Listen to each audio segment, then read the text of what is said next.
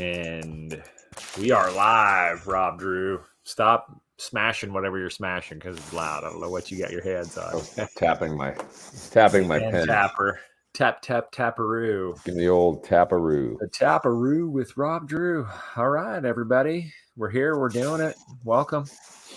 We are live. It's been a while. Coming at you from my brother-in-law's oldest daughter's room here in Tomball, Texas. That's why you got that right there. The swarm of bees over your head. Sweet dollhouse. I was trying to get that set up in the background, but it didn't work. So yeah, at least we're doing it. That's all I can say. How are you, Rob? I'm good. Yeah, you get a little LaCroix there. Check out this, dude. This is what I'm gonna do right here. Dark side. The dark side. Indeed. Yeah, Bishop Arts cider right there. It says pew, pew, pew, pew, pew. It's pretty cool. Yeah. May the tart be with you. So, cheers. Cheers to you. Yeah. Let me get this open. This is legit, dude. You'd like this one. Black currant. Does it have alcohol in it, or is it just? Yeah, it's a cider. It's got a lot of alcohol. It's very. I wouldn't like that.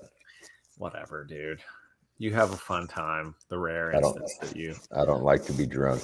You don't like to be. I like the headphones look, dude. Yeah.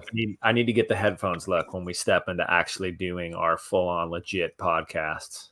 Well, when Jen's here, it's imperative because she gets very annoyed when the noise that's happening isn't hers. Well, I like that you can hear better because you don't talk so loud. That's true. And so that we have proper modulation. Proper modulation. I think. I'm not yelling. Yeah, you're not yelling. Enunciating to the back row. Which is a good thing.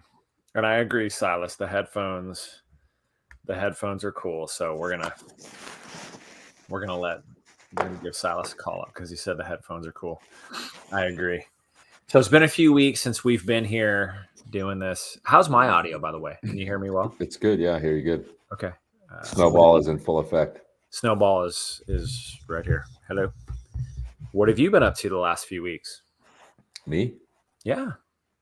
I've been working a lot. So let us in. What does that mean? Some people don't know.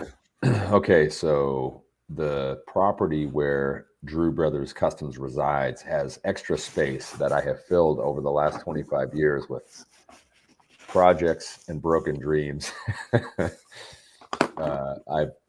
As the years have gone by, I've seen project cars that interested me and had visions of how I could complete them.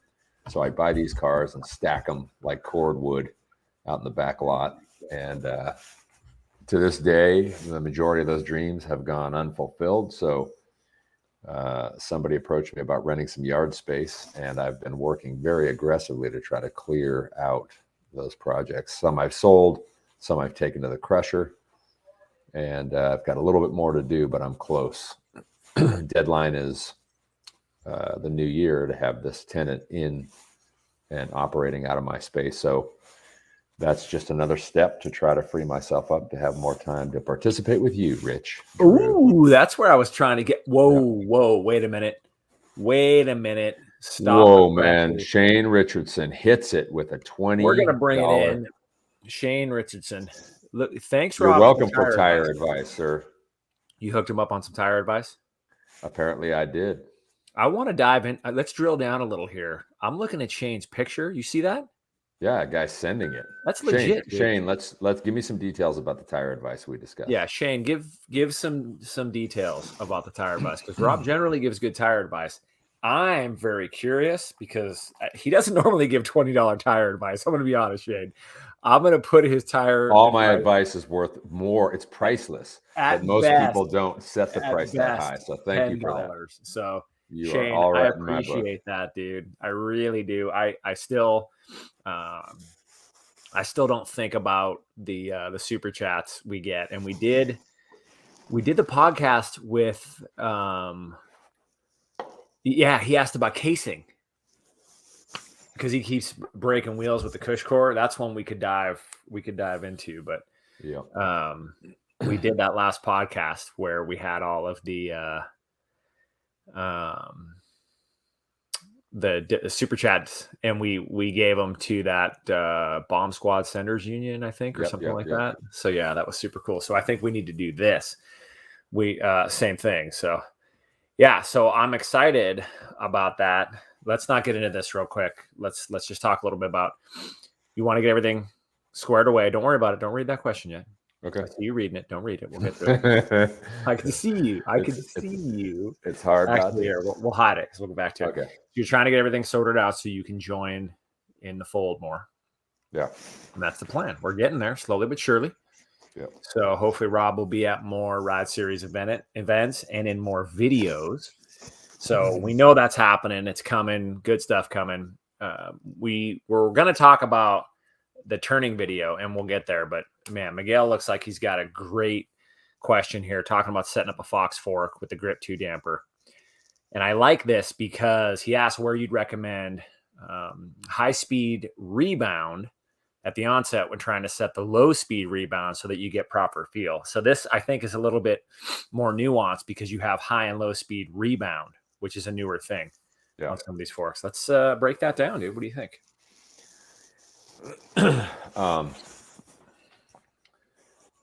So keep in mind that my input is going to be biased based on what I like. So unless you're me, you may not prefer what I like. You may choose something different. But in my experience, Fox, I've always preferred RockShox, but Fox has continually improved as I've ridden it over the last 4 or 5 years. And the Grip 2 damper is probably the best that they've come out with. Still, though, I prefer basically no rebound damping. So when I start riding, like the Firebird I've only got 2 rides on it, and that's got the 38 on it. So what I do is set the air pressure, basically open the compression all the way up, high and low speed, go in 1 click, open the rebound all the way up, go in 1 click. And then I usually will ride it 4 or 5 times to get the damper to be broken in. Until you've got it broken in, it's not going to, any adjustments won't really be accurate. It's always going to be kind of over damped. And then once you get it broken in, it'll start to move a lot freer, and then you can start getting accurate adjustments. I usually will wind up on the Grip 2 about 6 clicks in, high and low speed. And I have found that I have the best luck moving those things together. I don't typically have the high speed and the low speed far apart. Yeah. But again, a lot of this is opinion. So you could talk to somebody, Rich, you remember when we were talking with Micah, he was saying how, I mean, this guy's the suspension technician for SRAM, and he likes exactly the opposite of what I like. So it's not a case of what's right or what's wrong. It's a case of what are you looking for and what do you need to do to get there?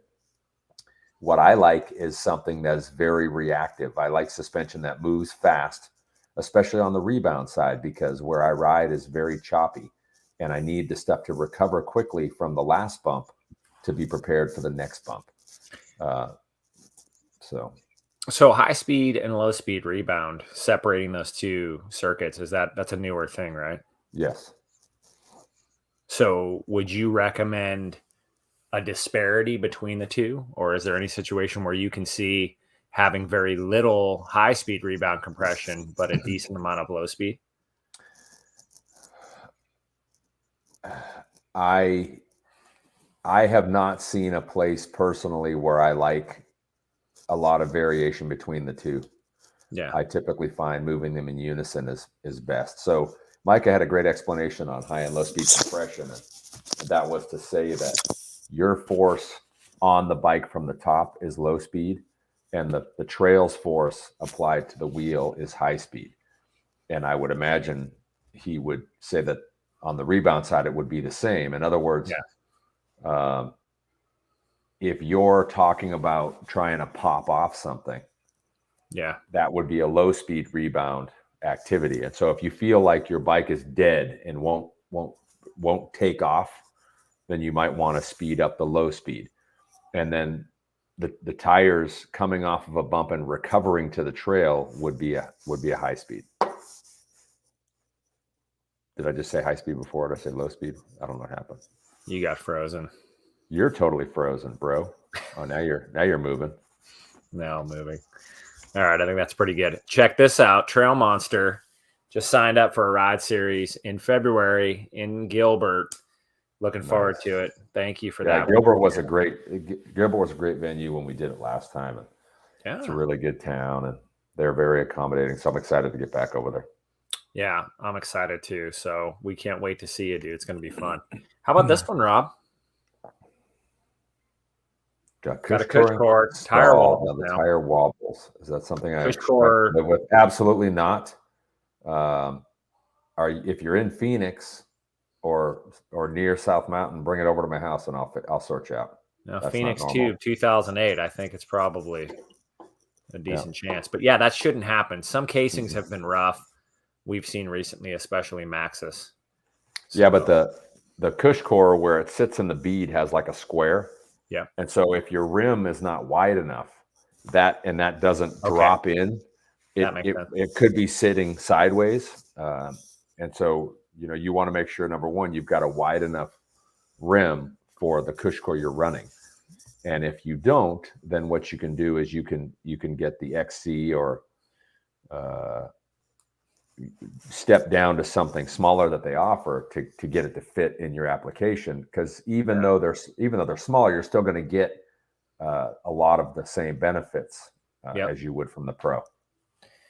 I'm just going to leave Shane's super chat up there for $20 because it looks cool.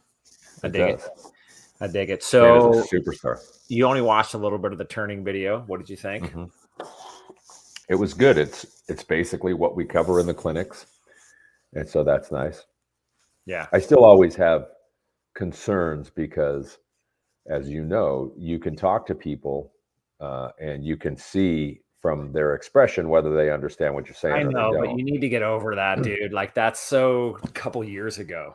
Like, that's what we have to deal with. That's part of what this is. And I think you're getting better at dealing with it. Some people we can't talk to. And that's some folks you just can't reach. Yeah, that's right. And that's why I said in the video, and I said it in the text too, is if you're not into it and it doesn't make sense to you, that's fine. Don't watch it and don't listen to it. The more I think about it, the more that becomes so clear to me. And it's funny because Tess, Dusty Betty, posted something kind of about this, about like getting out of her comfort zone. She's an introvert. She's not an extrovert. And so YouTube's a difficult thing. And it's just compounded by people who, pardon the expression, just talk major shit. And it's just, it's funny to me. And I joke about not being a YouTuber. It does not affect me. Like, I feel the need to tell people, be positive, because I think it has some sort of an impact on people, but I still get some of those comments. But it's more to just tell people, I'm not going to engage in the comments. You can say whatever you want, but it's literally a waste of your time. You see in the comments, Goats Make Soap Company? Yeah. That's James. Yes, I know. And just making sure. Yeah, he said I look like Jon Stewart. That was he who said that? Yeah, he said, has anybody ever told you that? And I said, no. And so he signed off. It's not true. Apologies. It's not, there's no apology needed, dude. I'm okay with it. So yeah, it's funny. And I don't think you haven't been around it long enough, and you're not as invested in it enough to understand that I think it makes an impact. There's a ton of people out there making videos, and there's a ton of people that are hungry for good information. And our information isn't the same as everybody, but I think it's an important thing to get this stuff out. And so I appreciate how you've kind of dulled the edge and you've embraced it a little bit more. And obviously we still have some work to do, but look at this, dude. Like, when people ask a question like this, Silas wants to know, is CushCore really that much of a difference, or is it kind of a waste of money? Silas, let me give you the breakdown. So I raced an enduro at Sunrise, and I think on the third stage, I got a front flat. And so obviously I had a terrible stage. Well, the promoter was friendly with me, and they allowed me to go run it again after I fixed my tire. And you know what I did? I got another front flat in the exact same spot. It's called karma, bro. Well, needless to say, I was beaten in this race when I should have won it because of a flat tire. And so the front flat. Yeah, not riding that one out. So several people at the event said, man, you should get CushCore. Well, I've known about CushCore long since before that, because Richie Rude ran CushCore. But I was one of those guys who just didn't buy in. And so I thought, you know what, I'll look into it. And so I went to a shop where a buddy of mine was working, and I bought a set, and I came home and I put them in my bike, and I took it for a ride, and I wasn't feeling particularly powerful this day.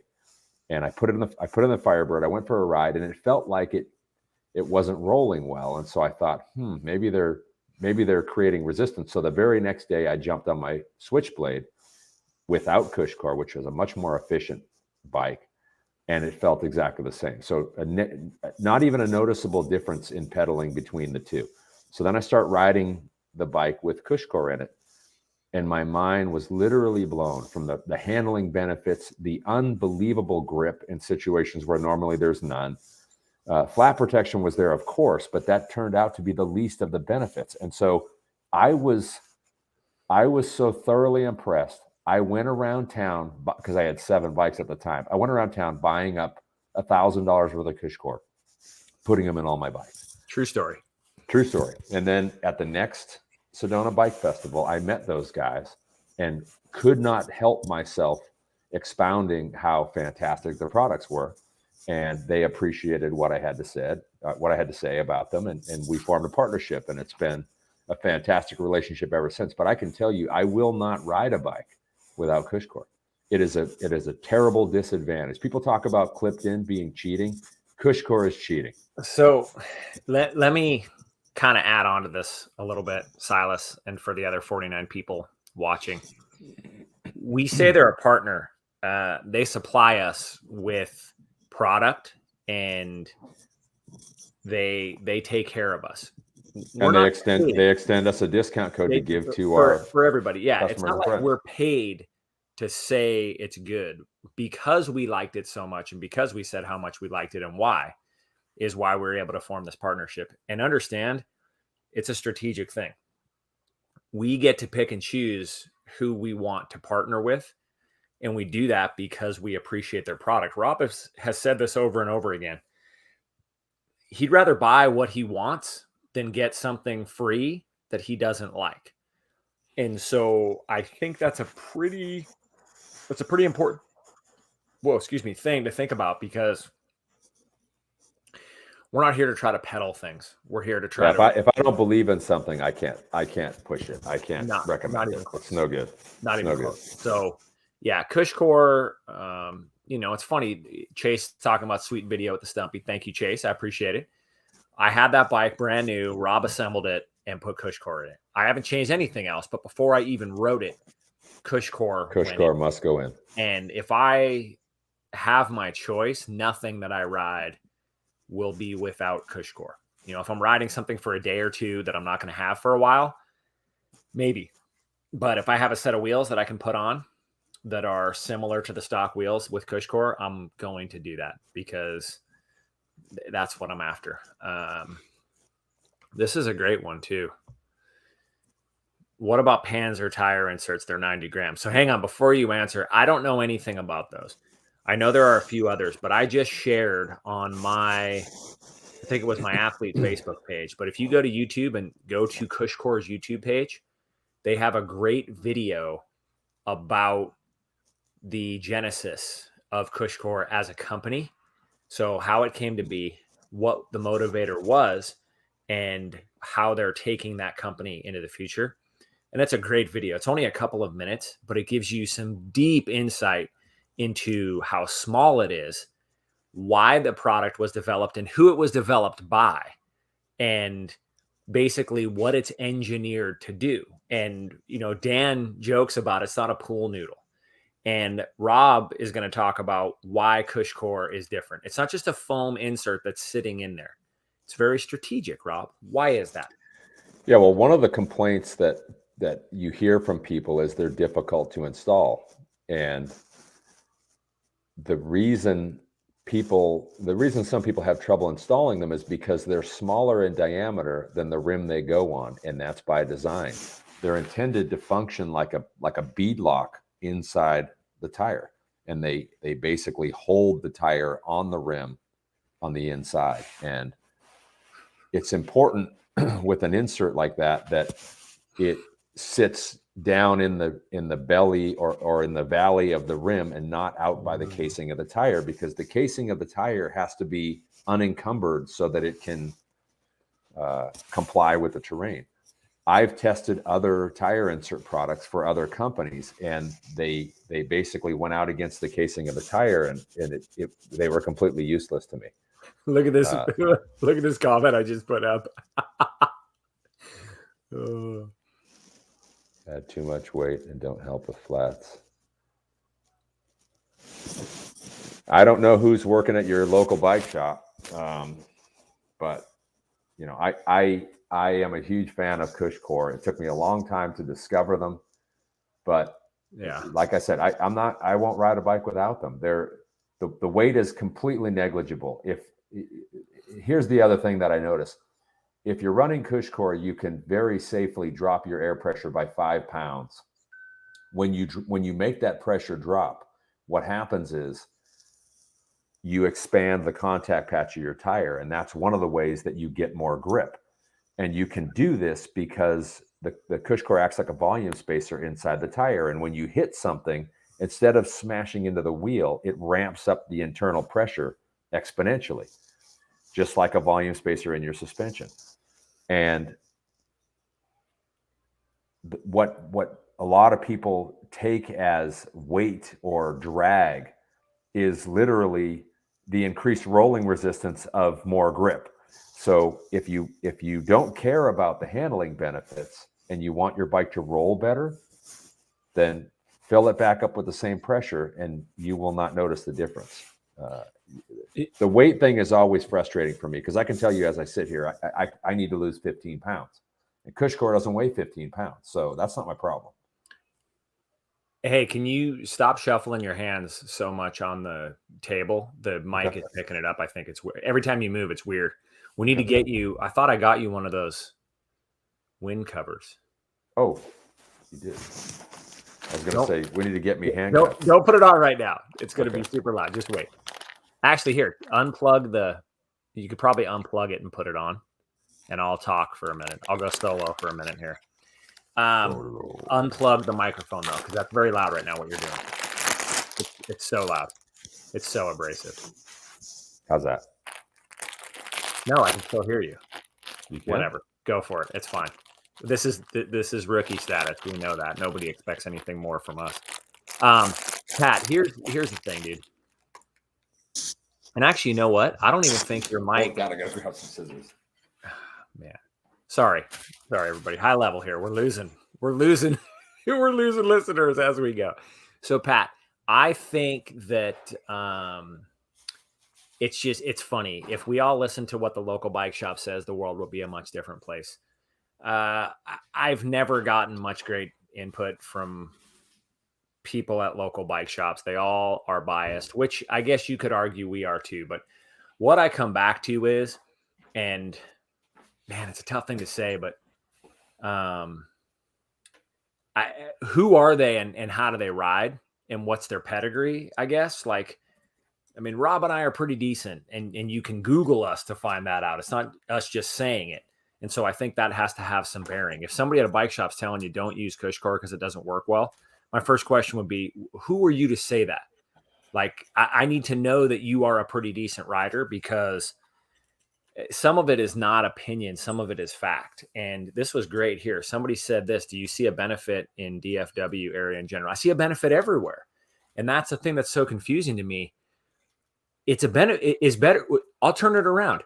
Matt, do you want better traction? Is better traction a benefit where you ride? If you ride somewhere where better traction isn't a benefit, then no, I guess CushCore isn't for you. But I'm going to be honest with you, dude. I've never ridden anywhere where better traction wasn't a benefit. And that's it. That's I don't want good traction. Yeah. And again, I don't care about the weight. The weight means nothing for me. And I don't care about flats. Like, Pat, I tell the people at the bike shop, who cares about flats? I don't care. I've never cared about flats. I care about handling and damping. Well, and in a race setting, the great thing, flats are a bummer, but with CushCore, you can ride it out. You can ride it out, and there's a high chance you won't break the wheel, which you're. Yeah. I think he's asking about the Panzer in certain comparisons. I'll look at them and see, but I doubt we will even try to do a comparison. If they're not similar to the technology that CushCore has, we won't do a comparison because and honestly, for me at this point, I'm so thankful for our relationship with CushCore. I don't care to look for anything that's different. I'm so thoroughly pleased with the performance of their product. I don't need anything else. I agree. Any more questions out there? These are some good ones. I figured we'd have a few more while we're waiting for some questions. Is my audio any better now? Did that help? Yeah, I don't know. Ryan saying always be positive, especially when you feel the need to be positive. Yes. Need not to be. When you feel the need not to be. Well, when you feel the need not to be, yeah. Ryan's a positive dude, and I'm glad he's here listening in. Ryan's been battling some health issues, and he's working through it like a champ. So he's a rad dude. No, dude, he's doing good. He's legit now. He's just battling getting back into shape. It's been a while, so you and me both.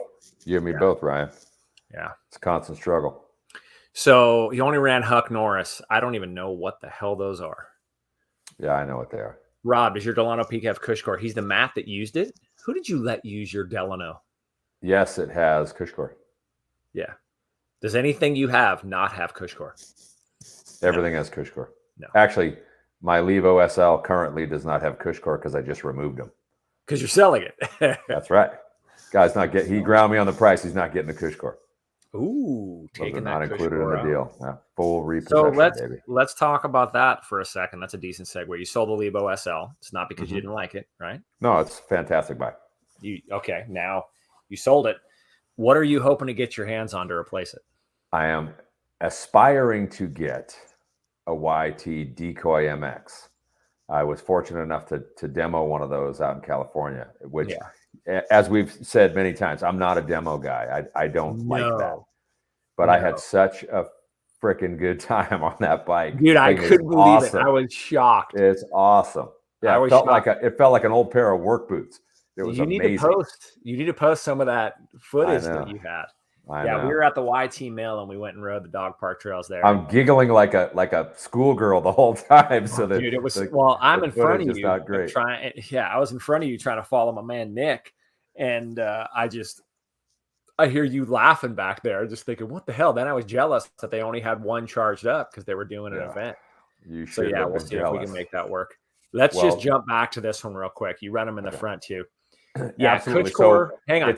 Let me talk here for a second, please. Can I finish?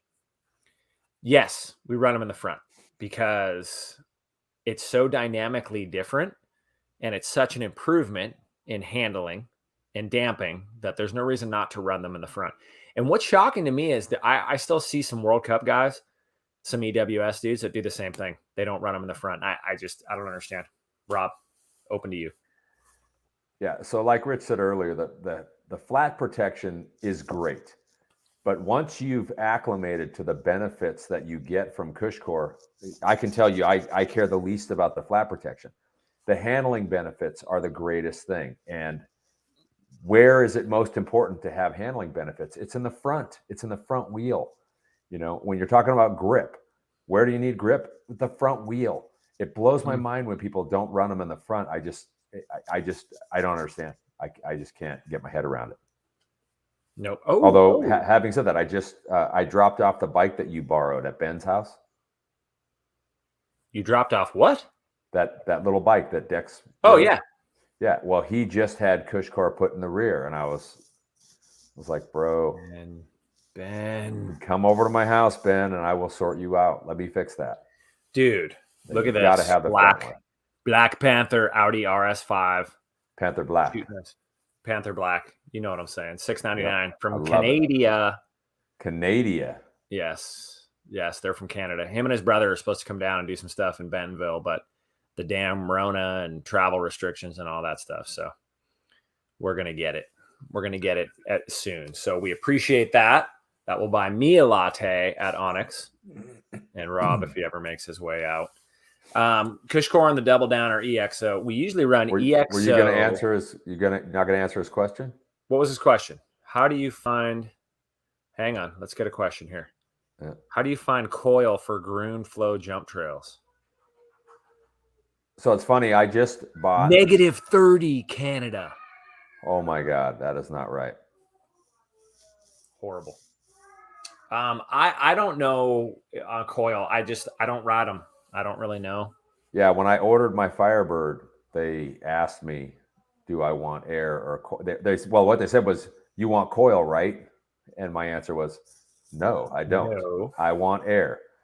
So I have ridden coils fairly extensively, but I find them a lot more challenging to tune.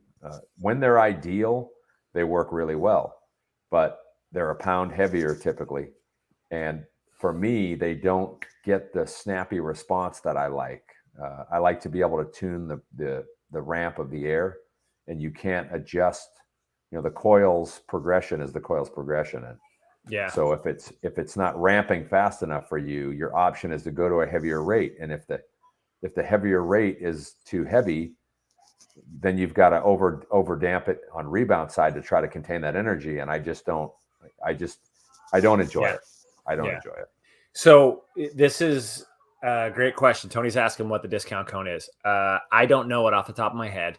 It's Ride on series. The wrap up it's the Ride series or Ride series. It's Ride series. Ride series, lowercase, uppercase, doesn't matter. I don't think it matters, but okay. Try Ride uppercase. Series. Ride series uppercase. And if it doesn't work, this is how you'll get it. You'll send me a message on Instagram at the Rich Drew. Send me a message because I can't just give it out to everybody. This is for Ride series people. What about this one? Any advice on bar width? 820 at least. If you can get 850s, I would say totally do that. 1,000 millimeters. You can laugh. 1,000 millimeters. Amy, not too narrow, but not too wide. Yeah, I think it has a huge bearing, or I think your shoulder width has a huge bearing on it. If you have narrow shoulders, you probably want narrower handlebars, because if you're reaching out, it causes you to have to angle your wrists in, and I think that is troubling. You need leverage. They need to be wide enough that you have leverage. And obviously, if you live in Texas where there's a lot of tight trees, it's a good idea to run narrower handlebars so you don't clip them on the trees. So there are going to be environmental circumstances that will contribute to your choice, or should. Yeah. And ergonomic factors depending on your size and your shoulder width. But I would say somewhere between, probably 740 and 780. Yeah. It's funny. I cut the bars on the Firebird to 780. And I always thought that I was running 760s because I was running the padlock grips. I didn't account for the thickness of the end of the grip.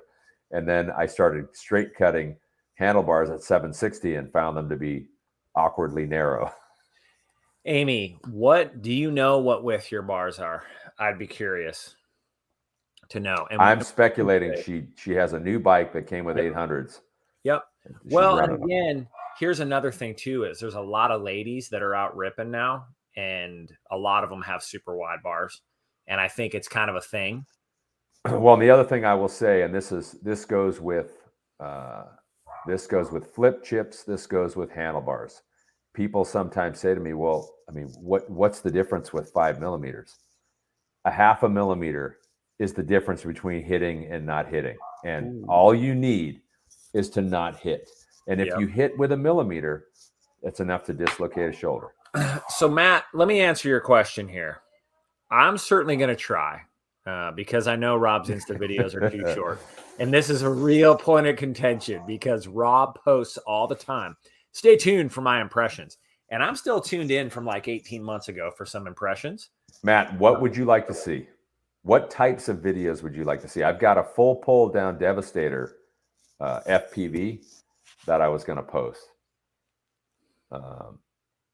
Okay. But yeah, like the videos, the problem is I typically don't have somebody filming for me. So I'll set the camera down, and if I don't get the shot I like, which I usually don't, because when the camera's moving and it's panning, you get a much better shot. So today Daniel was with me, and he was willing to hold the camera, and that one where he pinch zoomed, I thought came out great.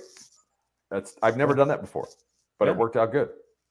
Yeah, dude, he's getting it. He's getting the stuff. And I'm going to be out there for New Year's. And so I'm going to try to get as much as we can on every bike Rob has, because we got a lot of good feedback on the format that we were talking about, or the format that we were doing, especially on the Firebird for me. So I have a deal I'm discussing with Patrick White to get out during the week, and I film him and he films me, and we just haven't been able to initiate. But that's I hope gonna solve some of my content problems. Well, Trail Monster coming back, another 5. Yes, Rob will be in the ride series at Gilbert. He's running CushCore, and it makes a big difference. Mount Lemon, dude. So, I can't wait to get down there. Dude, yeah, I got to get back. I'm overdue for a lemon ride. I got to go see my friend Randy down there. Look at Skip Dempsey. I love it. We love you too, Skip. Learn a lot from me. I think he means me, not you. Come on now. We're going to keep it up. We'll get in a ride series near Southeast Tennessee. Skip, I'm guaranteeing it. We're both fans of Tennessee. Yeah, we will be back. Guaranteeing it. We did a great event in Johnson City, at Trek of Johnson City. We're going to go back. So be ready. We're going to go back. Any tips on riding the loose scree chute you find at Bryan Head? Dude, you've been there. Yeah. Yep. Yeah, it is kind of bootleggish, but I would say bootleg is much more frightening because it's like broken glass.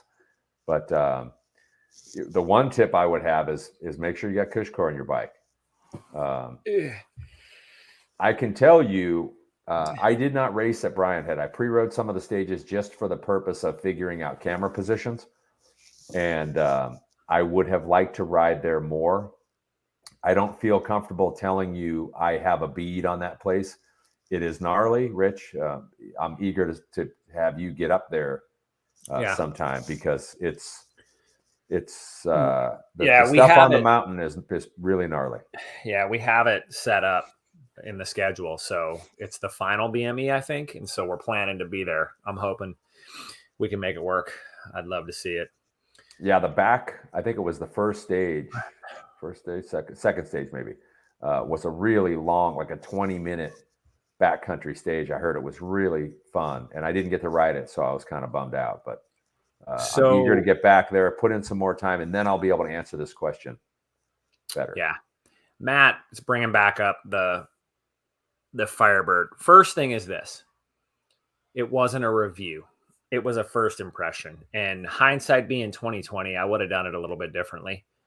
If I would have known, if I would have seen the bike had double downs on it, I either would have changed them or would not have ridden it. So yeah, we didn't even realize till the day after. Yeah, I'll shoulder that one. But here's the reason that it went out, and I've been asked this. I posted it on Instagram. So I wish I wouldn't have done that. And it's a tough thing because I'm trying to be an asset. And Rob's ridden it. By all accounts, it's a great bike. If you ask me, does Pivot make a bad bike? My answer is no. Most people don't make bad bikes. It was a first impression. And I'm riding the bike trying to figure out what was going on. And it was the tires. Matt, it was the impression that was there under the circumstances. And so the upside of that bad first impression is Rich is going to get a second chance at a first impression. And I specifically did not ride that bike because I wanted one. I had a feeling I would be able to get one. And that incident caused me to try to push a little harder to get it. Now I have it. And I can't wait for Rich to get a chance to ride mine. how I believe it's meant to be. And I think that's going to be soon. That's going to be the end of December. In another week and a half, we're going to be out there. It will be well sorted by then. I'm still breaking in the suspension, but let me tell you what.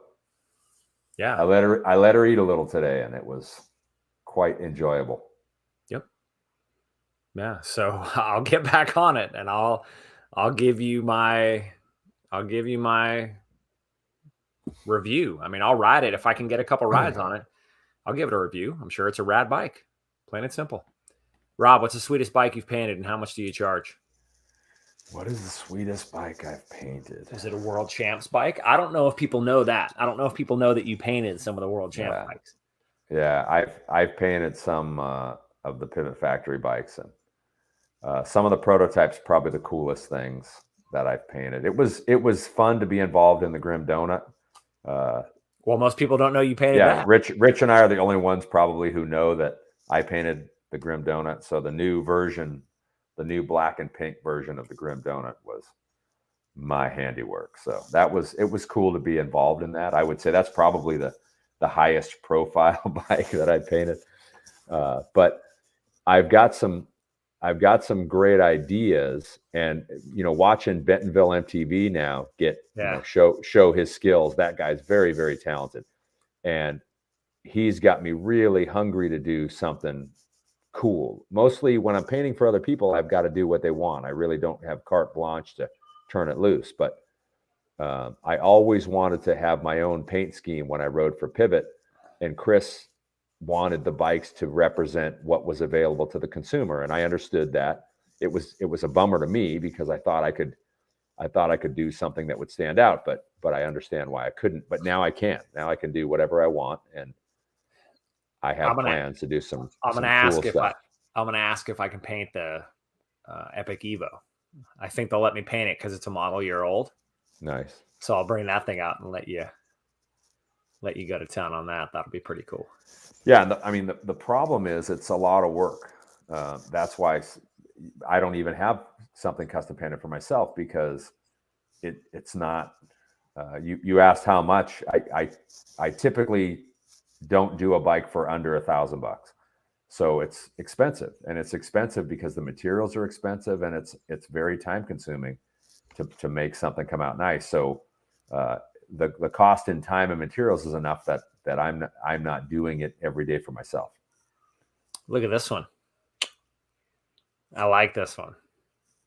Thank you. That's cool. I dig that. It's a cool thing. And I told you I had a cool story earlier.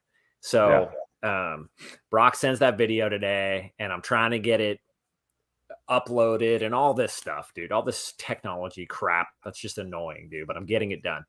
And the doorbell rings.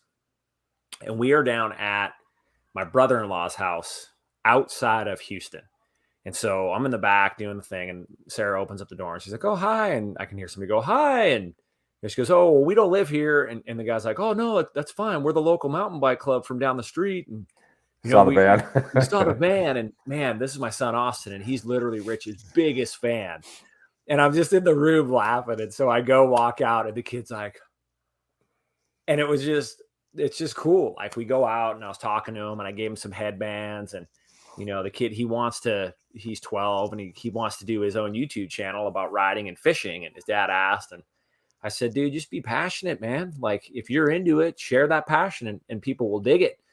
And so we talked a little bit about it, and I said, "Hey, man, what are you guys doing tomorrow afternoon?" And they're like, "Well, we got soccer camp, but then we're going to be riding our trails." Dude, they have trails built, like, full on in their yard, like legit. Sarah sent me a picture, and they're pretty rad.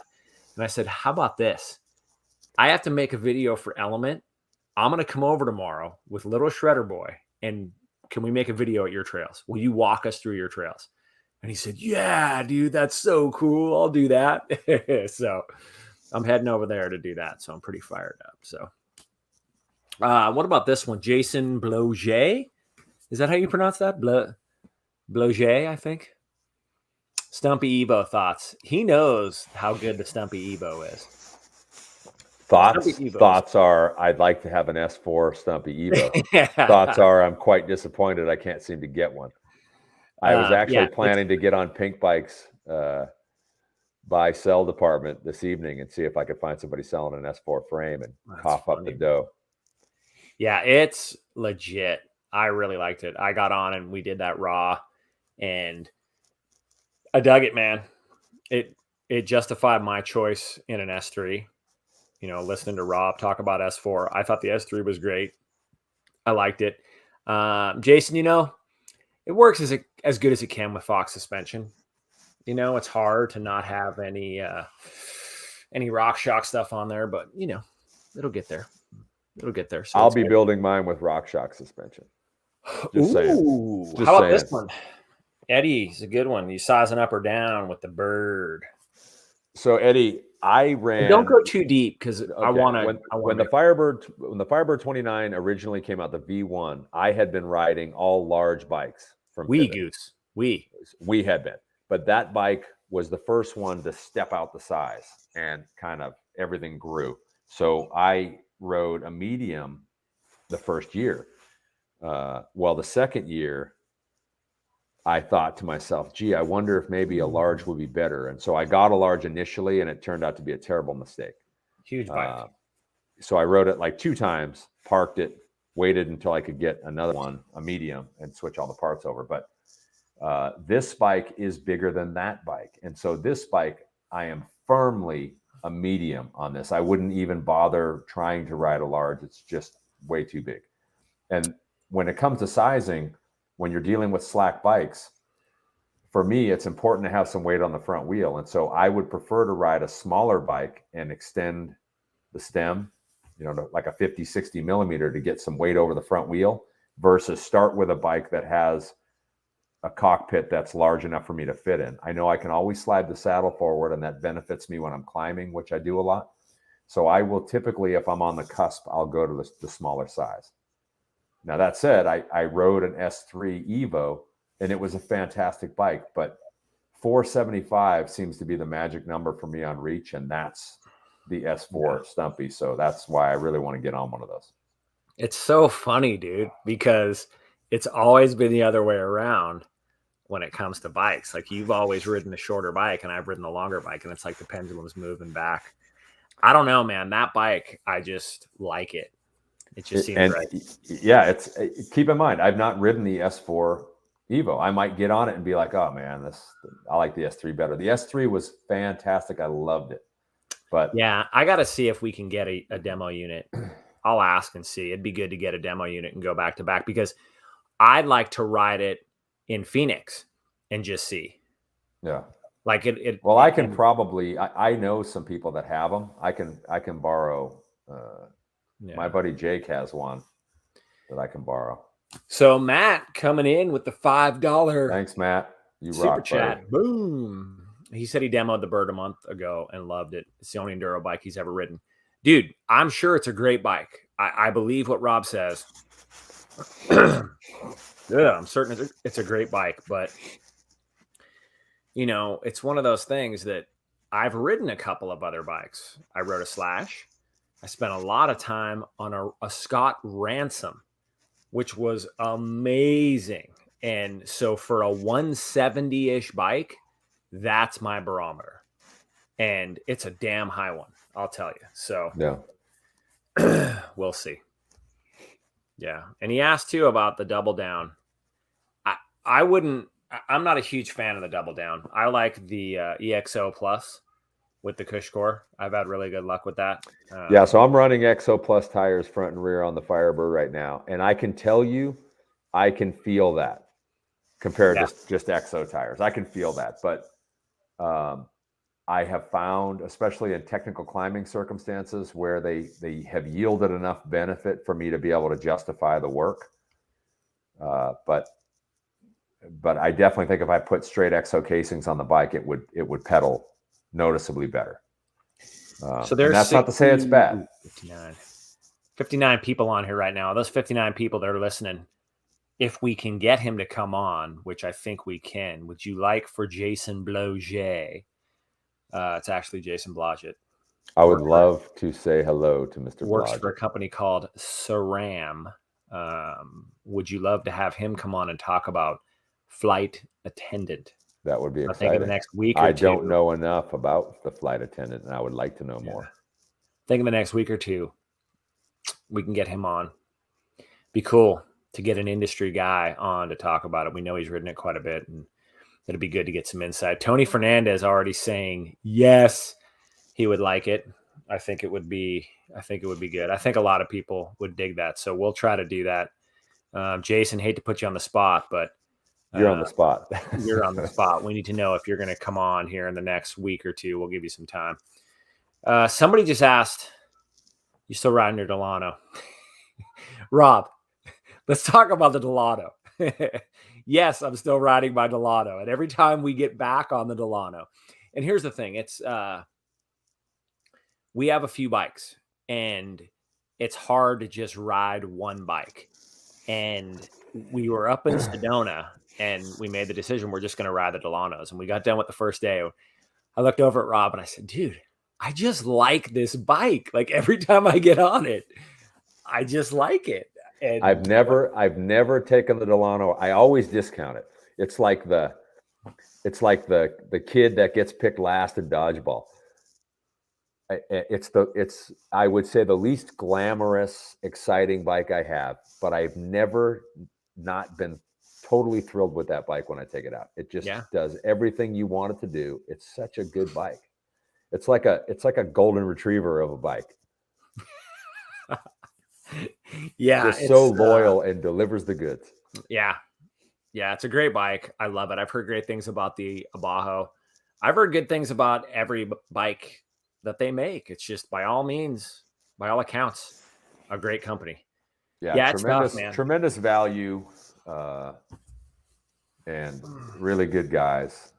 Really good guys working hard to deliver a good product to the customer. That's why. So on that post that I commented on, Rich, when you said how I unloaded on that guy, I just really get bummed out when I see stuff like that, because we know these guys, and these guys are good guys. But what's going on in the world right now is maybe it's somebody's fault, but it's not their fault. And this guy was just being completely unreasonable, and I couldn't let it go. I just couldn't. It's funny because Jason's in. I'm going to say, Jason, you better be ready to get hounded on. Why can't I get my stuff from SRAM? Matt, let's see. How do I answer? Because we were committed to do, that was a Fazari event. We were expecting we would have the new big bikes, and there have just been some production delays with the big bike. And so it wasn't available for us. Yeah. And that was a perfect example where we would not have chosen the Delano for that event, and it turned out to not have any problem. It presented no issues for us. No, nothing but excuses. Furthermore, Matt, I will say unequivocally, I would not have ridden any faster on a bigger bike. No, like I that bike was plenty. I had tons of fun on that bike. It was rad. It was awesome. I got nothing. Great bike, and it did really well. Very capable. Now, Jeff's got a great question. Do you notice a large difference in pedaling efficiency going from a bike like the Stevo and then to something like an Izzo or a Spur? So that's a loaded question. What is large? Like, we need a way to determine what makes a large difference. And this is kind of at the crux of all of this. Hang on, Rob. Let me try to get through this here. What you think is a big difference, but in between bikes in regards to pedaling efficiency may not be what I think. So what you determine to be a certain amount of pedaling efficiency may not be what I determine to be the same amount of pedaling efficiency. I wish there was a way. I wish there was an empirical unit to measure it, because Rob is a prime example. Rob pedals very efficiently up National Trail at South Mountain. If you're not as efficient as him at climbing, it doesn't matter how well the bike pedals. You're smashing into everything. So all of that needs to be taken into account. Now, if you say we're going to go up a double track Jeep road, both bikes completely open, I think most people would feel a decent difference. Now, the Stevo pedals shockingly well, in my opinion, for a 150, 160 bike. It's a bit troubling how well that bike pedals. How they do that, I don't know. But, I think that's one of those things that people get a little caught up in that. And again, my opinion, like people get caught up in the minutia of, oh, does it climb well? Does it do this? Does it do that? It's a bike. Ride it. Does it work for what you want? Can you get it? Get it and ride it. Just don't put double down casings on it. That makes it pedal like shit. I mean, you got any other input, dude? Well, I was just going to say that the Stevo is an exceptional bike. It doesn't pedal like any other, 150, 160, 170 bike that I've ever ridden. So I would say Rider anthem. Well, I don't think that's the bike that you would want to compare, but if you're looking for a spur, if that's the bike that you think will fit the bill, then I don't know why you'd be looking at an Evo. Yeah, because they are very far apart. They are, and there's definitely a difference, and I think that needs to be taken into account. And that again is a situation where you have to think about it for what you want to do. What are you trying to do? Who are you? Yeah, if you don't need the capability of an Evo, then a Spur is a fantastic bike. But if I could only have one, it would be the Evo. Yeah, it's, and I think this shines more of a light, Rob, on why these things are important and why the videos are important. Because I think this is valuable information. And again, I think a lot of people put out bike reviews. They put out information. Man, it's so hard sometimes. Like, somebody made a comment earlier about the Firebird and wanting to hear your opinions based on what MTB Yum Yum said. Now, that's an example of I made a joke to him about, I'd listen to what that guy said versus what you said. If we're being honest and we're calling a spade here, if you say it and he says it, nobody should listen to what he says. And I'm not being mean. I don't know the guy, but the guy's not a good rider. You are a good rider. And that's not an opinion. That's a fact. That's a fact. And so what you say, I feel, has more bearing. And this is the prime example of, this is what makes it tough, because some people will probably take that and, oh my God, I can't believe he said that. I'm not saying anything I wouldn't say to someone's face. And that's part of why I started doing this. I'm okay saying I am a pretty good rider. If you give me the measurables, I'm a pretty good rider. Am I a good reviewer? No, I'm not. That's why I don't necessarily review bikes the way everybody does. I'll show me riding them and I'll say what I liked and who I am as a rider. And I hope that makes sense. And that's why for the longest time I've been saying, I really want you to do them with me, because you can talk about the things that make sense, the things that extrapolate the technical jargon and what they mean to people. And I'm not a person that thinks about it. I just ride the bike. I don't care.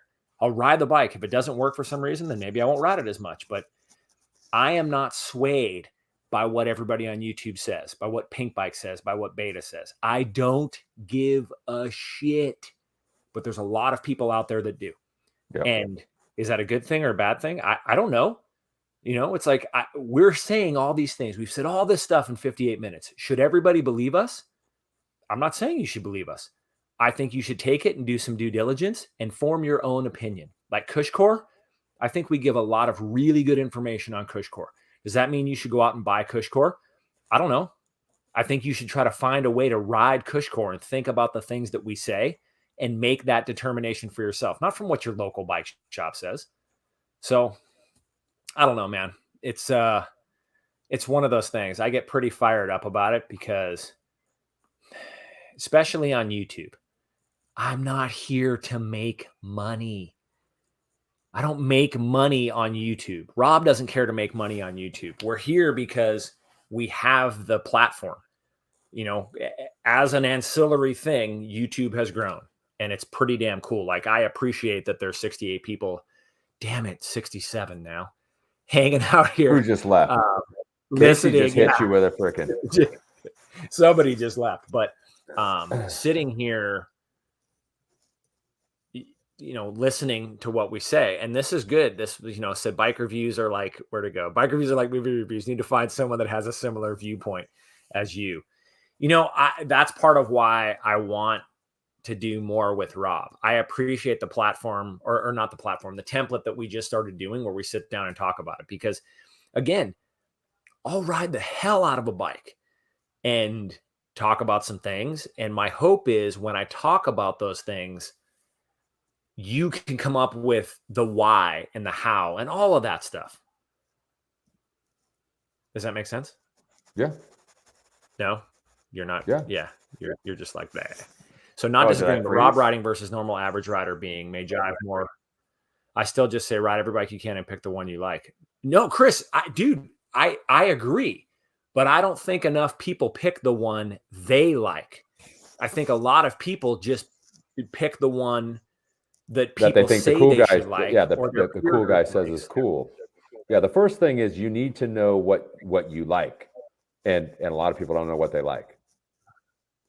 So if you don't know what you like, then you can't know what will please you as a bike, and so that's a tough thing. And what it always boils down to for me is if you grew up and your dad had a Ford truck, you're a Ford guy. If your dad had a Chevy truck, you're a Chevy guy. They're both great trucks. Yeah. Yeah. SRAM, it's SRAM and Shimano. Things. If your first bike was Shimano, you probably are a Shimano guy. It's not to say Shimano's bad. It's not, but it's different than SRAM. And, if you haven't experienced both, you really don't have a position to speak from to say what's better than the other. No. And I'm not going to pretend I have all the answers because I certainly don't. And I really hope nobody buys a bike based on what I say. I'd love to play a role in it, and I'd love for you to dig deeper and ask some more questions. But yeah, don't buy a bike based on what I say. I think you could make a purchase more on what Rob has to say, because I think he brings a lot more to table and he digs a little bit deeper. And again, it's hard too, because, I'm not in a position where I have to think about spending $6,000, $7,000, $8,000 on a bike. That's tough. And especially now, like somebody says, yeah, it's tough because there's so few bikes in stock. You can't ride them. And that makes it even more challenging. Yeah. I don't even know. Yep. Matt, another $5. He just bought you a latte, Rob. Oh, I think that's Matt from Texas.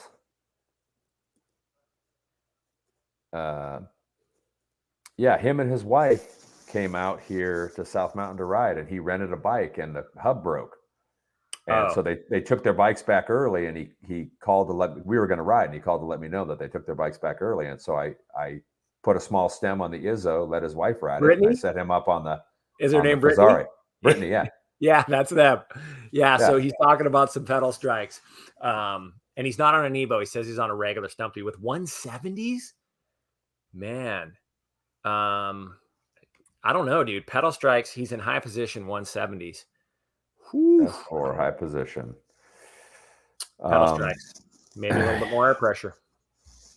Yeah, so that's one thing we talk about in the clinics. I like a lot of sag if I can help it, because I like to have my CG low for handling. Yeah. But if you're in unfamiliar territory and you're pedal striking a lot, one way to get around that is to reduce the sag, raise the bike up. And like we talked about earlier with handlebars, you don't need much. All you need is the conflict distance. If it's 1 millimeter of overlap with your pedal in a rock, all you need to do is mitigate that distance. It could be very subtle. Yeah. And every little move you can make, every little adjustment you can make makes a difference. I've had experiences where I am very aware of myself and my surroundings. And so on the trails, I know if I'm wearing different shoes and the shoes are a couple of millimeters wider, I'll hit things that I normally would be unaware of because I'm normally getting so close to them. But that tiny little change is enough to just really hang me up. Goose with the $5 super sticker. Thanks, dude. Mark McKinney. Look at this, dude. Super sticking. Yeah, I love it. Thanks, Mark. Hey, dude, look at this one right here. I think you're going to appreciate this. Russell makes a great point here, dude. Yeah. Yeah. So whoever it was who said something about me riding a bike is not really relevant to someone who doesn't ride as well as me. I would argue with that. Yeah. No matter where you are, and this includes me, I aspire to ride better. You should aspire to ride better. One of the things we see the most is people, because they're uncomfortable and they're afraid, they bias to the back of the bike. There isn't a bike out there that's built for you to ride it that way. That's not how they're made. So you're always going to struggle with issues when you don't ride the bike properly. And so, yeah, I don't know. To not aspire to be better is just a troubling thing to me. It used to be when I was coming up racing, nothing pushed me like being beaten. It lit a fire in me that made me push so hard to improve myself. And with a lot of people I encounter these days, I just don't see that passion and that fire, and it makes me sad because that's what's always driven me all my life to today. I'm a 50-year-old man out there trying to find ways to be better, and that's what keeps me coming back, is the fact that you'll never master it. Nope. Man, and speaking about people coming back, damn it, I blew it, dude. That was a great segue into shutting this down because it's an hour and 6 minutes. We're gonna. This has been a good one, dude. This has been good. It has been good. Started a little slow. Yeah, I wish we had notified more people in advance, but I'm thankful for the people who tuned in. It's been great. I don't. A lot of good questions. It's funny. I'm sure Jared is watching somewhere and saying, yeah, you guys need to do better. Like, I got that video for Brock today and posted it. And he's like, I said, hey, is there like a cadence when I should post and how much time in between and all this stuff? But it was so funny because he's like, well, wait till the next hot time. And so I'm like, well, what do you mean hot time? And so apparently you can look and see when people are watching the videos. Yeah. And I'm like, dude, that's great info. So yeah, whatever. I thought, okay, wait a minute. It looks like 7:00 on Sunday. There's a decent amount of people. So yeah, we're going to do it. And we'll get one again. If we can do it before I get back, maybe, but I'm going to be there the 29th or 30th, I think. December. Yeah. Yeah. So we're coming back out there. So we'll be there for a few. So hopefully Rob can block out some time. Yeah. If I can get this yard finished, that's the only thing. I only have December to do it. You better get it done. Yeah. It's a lot of work, bro. You better get it done. I'm flying solo over there. Yeah. Well, you better get done before I get there because I can't help. Okay. I'm a YouTuber. I can't do manual labor, Rob. I get it, man. I get it. I'm going to be digging post holes. Hey, whatever.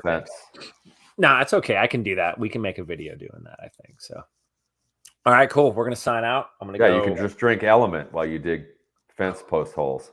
Dude, that's a great Element video right there. Yeah, it's great. I love it. All right. Well, thanks, everybody, for tuning in. We still got 64. It's pretty good, Yeah, dude. Thank you all. Appreciate you tuning in. It's been great. It's been great chatting. Yeah, if you have questions, send them. I think it's best to go Instagram, at the Rob Drew, at the Rich Drew. Shoot us those questions, let us know, and we can try to get them. Yeah, slide into my DMs with your questions, and I'll get back to you. Yeah, and give us some topics. Like if you have topics that we should talk about. If there's anything that I'm going to need to do some research on, let me know in advance, and I'll dig into it. We're down to freestyle, but no, we'll just do it. So if you'd like to come to a ride series, we'd love to have you. Go to the rideseriesmtb.com. We have a new schedule up through March, and we'll be adding more dates here in the next couple of weeks. So that's all I got, dude. Peace out, dumpers. Rob, what do you say? Over and out.